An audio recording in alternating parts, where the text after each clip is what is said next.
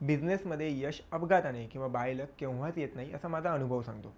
व्यावसायिक चुकांचा हा भाग 14वा आहे आणि आज ॲक्सिडेन्शियल बिझनेस ग्रोथ यावर बोलूया.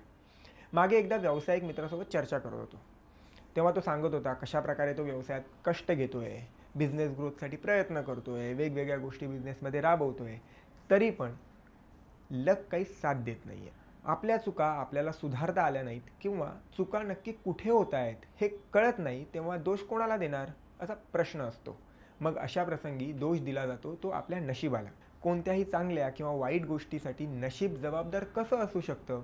देव, नशीब यावर विश्वास असावा, पण त्यावर अवलंबून बिझनेस ग्रोथ असू नये असं माझं मत आहे. नशीब हे घडवावं लागतं. आता दुसरा मुद्दा. अनेकदा काहींना अपघाताने यश मिळालंय असं वाटतं. पण अपघात यश केव्हाच मिळवून देऊ शकत नाही. तुम्ही जे काही चांगलं किंवा वाईट काम करता त्याचा व्यवसायावर परिणाम होत असतो आणि एकदा असा क्षण येतो जेव्हा आपल्याला त्याचे रिझल्ट दिसतात आणि अचानक मिळालेला हा रिझल्ट आपल्यासाठी ॲक्सिडेन्शियल बिझनेस ग्रोथ ठरते.